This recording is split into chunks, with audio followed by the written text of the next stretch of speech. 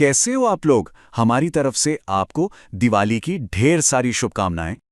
तो त्योहारों का मौसम है और सोना और चांदी में गिरावट चालू हो गई है। तो सबसे बड़ा सवाल जो हर किसी के दिमाग में है वो ये है कि क्या हमें अभी खरीदना चाहिए या फिर और रुकना चाहिए। चलिए इसी सवाल का जवाब ढूंढते हैं। और हाँ, ये विश्लेषण शुरू करने से पहले द फाइनेंस वायर को सब्सक्राइब जरूर करिए, क्योंकि हम इसी तरह हर रोज आपको जागरूक बनाते हैं। तो चलिए शुरू करते हैं। सबसे पहले तो यही समझना पड़ेगा कि आखिर हुआ क्या। ये त्योहारों का सीजन है, धनतेरस, दिवाली, हर कोई सोना चांदी खरीदने की सोच रहा है और अचानक से दाम इतने गिर गए, क्यों? आपको याद होगा, अभी कुछ ही दिन पहले की बात है। चांदी तो जैसे आसमान से बातें कर रही थी। मार्केट में प्राइस एकदम रिकॉर्ड हाई, लगभग 1,77,000 रुपए पर किलोग्राम तक पहुंच गया था। मतलब जिधर देखो बस तेजी तेजी तेजी का ही माहौल था। और फिर बूम, अचानक से एक ही झटके में पूरा खेल पलट गया। चांदी की कीमत में एक दिन के अंदर सीधे 7,000 रुपए की गिरावट। प्राइस 1,70,000 रुपए किलो पे आ गिरा।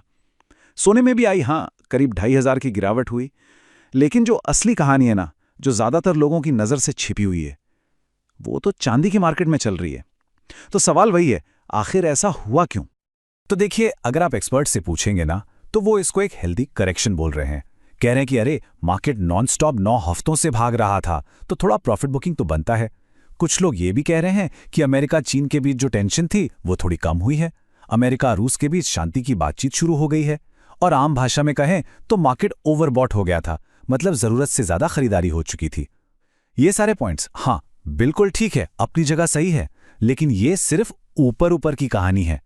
असली खेल दोस्तों पर्दे के पीछे चल रहा है, फिजिकल मार्केट में। तो चलिए अब इस कहानी की गहराई में उतरते हैं, उस असली खेल को समझते हैं जो चांदी के फिजिकल मार्केट में चल रहा है। और विश्वास मानिए, ये कहानी किसी सब्जी मंडी के आलू प्याज के मार्केट से कम दिलचस्प नहीं है। जरा इस बात पर ध्यान दीजिए, इंडिया की सबसे बड़ी, सबसे सम्मानित रिफाइनरी है एमएमटीसी पैम्प। उनके जो हेड ऑफ ट्रेडिंग है विपिन रैना, उनका बयान है कि जो लोग चांदी या चांदी के सिक्के डील कर रहे हैं वो लिटरली आउट ऑफ स्टॉक हो गए हैं, क्योंकि मार्केट में चांदी है ही नहीं। सोचिए, उन्होंने कहा कि उनके 27 साल के करियर में पहली बार ऐसा हुआ है कि उनकी रिफाइनरी का स्टॉक बिल्कुल जीरो हो गया, खत्म। आप अंदाजा लगा सकते हैं कि सिचुएशन कितनी सीरियस है। अब इस अजीबो-गरीब हालत को आखिर समझे कैसे? इसके लिए हमें मार्केट का एक टेक्निकल टर्म समझना होगा, जिसका नाम है बैकवर्डेशन। अब इस भारी भरकम शब्द से डरिएगा मत। इसका मतलब बहुत सिंपल है। बैकवर्डेशन वो सिचुएशन है जब किसी चीज का आज का दाम यानी स्पॉट प्राइस उसके आने वाले कल के दाम से यानी फ्यूचर्स प्राइस से ज्यादा हो जाता है। और यह साफ साफ इशारा करता है कि मार्केट में उस चीज की जबरदस्त शॉर्टेज है और लोग उसको हाथों हाथ पाने के लिए, अभी पाने के लिए कोई भी कीमत चुकाने को तैयार हैं। चलिए इसको अपने आलू प्याज वाले एग्जाम्पल से ही समझते हैं। मान लीजिए कि सब्जी मंडी में अचानक से आलू की भयानक कमी हो गई है। अब आपको तो आलू चाहिए ही चाहिए, तो आप क्या करेंगे? दुकानदार कहेगा, भाई साहब कल ट्रक आएगा तब ले लेना, सस्ता मिलेगा। पर आपको डर है कि कल मिले ना मिले, तो आप कहेंगे नहीं भाई, मुझे तो आज ही चाहिए, भले 10 रुपए ज्यादा ले लो। बस बिल्कुल यही चीज, बिल्कुल यही हालत इस वक्त चांदी के मार्केट में हो रही है। और ये सिर्फ बातें नहीं हैं, आंकड़े इसकी गवाही दे रहे हैं। देखिए, चांदी का आज का दाम यानी स्पॉट प्राइस कितना है? करीब 1,70,000 रुपए, ठीक है। और 2 महीने बाद की डिलीवरी का दाम यानी फ्यूचर्स प्राइस पता है कितना है? सिर्फ 1.5 लाख रुपए। ये तो बिल्कुल उल्टा है। नॉर्मली फ्यूचर का दाम हमेशा आज के दाम से ज्यादा होता है, क्योंकि उसमें कैरिंग कॉस्ट, इंटरेस्ट, ये सब जुड़ता है। लेकिन यहां तो 20,000 रुपए पर किलो का प्रीमियम दे रहे हैं लोग, सिर्फ इसलिए कि चांदी उन्हें आज मिल जाए, अभी मिल जाए। ये मार्केट में एक आम बात नहीं, ये एक पैनिक का साफ संकेत है। अब इससे एक बहुत बहुत गंभीर सवाल खड़ा होता है। सोचिए, क्या होगा अगर हर वो इंसान जिसने फ्यूचर्स मार्केट में चांदी खरीदी है, वो अचानक से कह दे कि भाई मुझे पैसे नहीं, मुझे मेरी असली चांदी दो, डिलीवरी दो। लेकिन एक्सचेंज के गोदाम में उतनी चांदी हो ही ना। इस सिचुएशन को कहते हैं शॉर्ट स्क्वीज। इसमें सेलर्स पर इतना प्रेशर आ जाता है कि उन्हें किसी भी दाम पर फिजिकल चांदी खरीदकर देनी पड़ती है, जिससे कीमतें रॉकेट बन जाती हैं। और अगर वो ऐसा नहीं कर पाए तो एक्सचेंज डिफॉल्ट कर सकता है। मतलब आपको आपके पैसे तो शायद वापस मिल जाएं, पर वो चांदी जिसके लिए आपने सौदा किया था वो नहीं मिलेगी। ये एक बहुत बड़ा सिस्टमिक रिस्क है। तो चलिए अब मुद्दे की जड़ तक पहुंचते हैं। आखिर ये इतनी जबरदस्त डिमांड, ये इतनी शॉर्टेज आ कहां से रही है? ऐसा क्या हो रहा है जो चांदी के मार्केट को बुनियादी तौर पर हमेशा के लिए बदल रहा है? ये चार्ट देखिए, ये अपने आप में पूरी कहानी कह रहा है।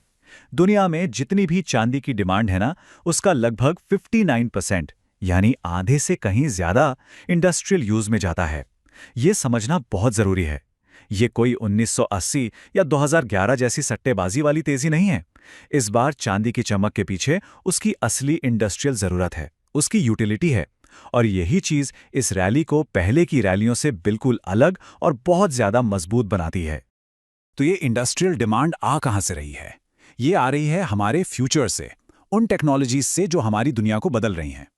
सोलर पैनल्स जो ग्रीन एनर्जी का भविष्य हैं, इलेक्ट्रिक व्हीकल्स जो सड़कों पर दौड़ेंगी, और जानते हैं, एक ईवी में नॉर्मल पेट्रोल कार से 2 से 4 गुना ज्यादा चांदी लगती है। 5G टेक्नोलॉजी, आर्टिफिशियल इंटेलिजेंस यानी AI, मॉडर्न सेमीकंडक्टर्स। आप भविष्य की किसी भी बड़ी टेक्नोलॉजी का नाम ले लीजिए, वो सब चांदी पर बेहद निर्भर हैं। ये एक ऐसी स्ट्रक्चरल डिमांड पैदा कर रही है जो रुकने वाली नहीं है। अब डिमांड तो बढ़ रही है, लेकिन सप्लाई का क्या? इस चार्ट पर नजर डालिए। टोटल डिमांड है लगभग 35,000 टन, और पूरी दुनिया की खदानों से प्रोडक्शन, रिसाइकलिंग सब मिलाकर भी सप्लाई इससे काफी कम है। ये जो बीच का गैप है, इसको कहते हैं डेफिसिट, और ये डेफिसिट सालों से चला रहा है। प्रॉब्लम यह है कि आप चाहकर भी चांदी का प्रोडक्शन अचानक से नहीं बढ़ा सकते। क्यों? क्योंकि 70 से 75% चांदी दूसरे मेटल्स जैसे कॉपर, लेड, जिंक की माइनिंग के साथ बाई प्रोडक्ट के रूप में निकलती है। मतलब चांदी की सप्लाई अपने आप में बहुत लिमिटेड है। तो इन सब चीजों को सामने रखें तो आगे क्या? एक इन्वेस्टर के लिए ये एक बहुत बड़ी दुविधा वाली स्थिति है। एक तरफ तेजी के जबरदस्त कारण हैं, तो दूसरी तरफ खतरे भी हैं। तो चलिए सिक्के के दोनों पहलुओं को देखते हैं। इसमें मौके क्या हैं और रिस्क क्या हैं। तो मार्केट में हमेशा की तरह 2 कैंप हैं, एक तेजी वाले यानी बुल्स और दूसरे मंदी वाले यानी बेयर्स।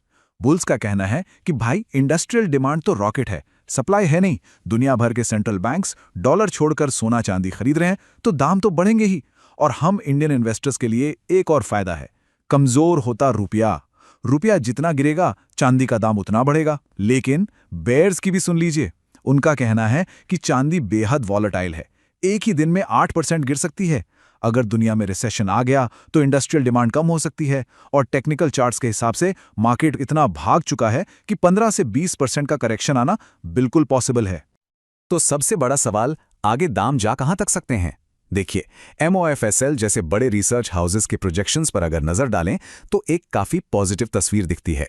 उनका अनुमान है कि 2026 तक चांदी $75 पर आउंस तक जा सकती है, जिसका मतलब हुआ इंडियन मार्केट में लगभग 2,40,000 रुपए पर किलो, और 2027 तक यह 2,46,000 का आंकड़ा भी पार कर सकती है। हाँ, ये सिर्फ प्रोजेक्शंस हैं, कोई गारंटी नहीं, लेकिन ये लॉन्ग टर्म फंडामेंटल्स की मजबूती को जरूर दिखाते हैं। तो इतनी सारी बातें समझने के बाद अब फाइनल वर्डिक्ट क्या है? इन्वेस्ट करें या ना करें?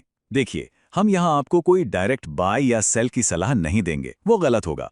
लेकिन हम आपको एक फ्रेमवर्क, एक सोचने का तरीका जरूर देंगे, जिससे आप अपने लिए एक अक्लमंदी भरा फैसला ले सकें। तो आपका डिसीजन मेकिंग प्रोसेस कैसा होना चाहिए? स्टेप 1, ये समझिए कि अभी जो गिरावट है वो एक टेक्निकल करेक्शन है, प्रॉफिट बुकिंग है। स्टेप 2, लेकिन इसके पीछे की गहरी सच्चाई को मत भूलिए कि फिजिकल मार्केट में जबरदस्त स्ट्रेस है और डिमांड स्ट्रक्चरल है। स्टेप 3, अपने आप से पूछिए, मेरा रिस्क लेने का एपेटाइट कितना है? चांदी बहुत ज्यादा उतार चढ़ाव वाली चीज है, इसके लिए तैयार रहना होगा। और आखिरी स्टेप 4, अपना नजरिया लंबा रखिए। शॉर्ट टर्म में और भी गिरावट आ सकती है, लेकिन 2027 तक लॉन्ग टर्म स्टोरी काफी मजबूत लग रही है। और हाँ, क्योंकि ये मार्केट बहुत तेजी से बदल रहा है, तो इस पर फास्टर अपडेट्स और ब्रेकिंग न्यूज के लिए हमारे कम्युनिटी पोस्ट के साथ जरूर जुड़ें। वहां हम आप तक जानकारी बहुत जल्दी पहुंचा सकते हैं।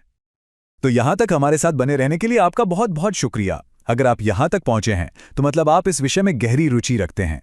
तो आपसे एक सवाल है, इस दिवाली सोने और चांदी को लेकर आपकी क्या स्ट्रैटेजी है?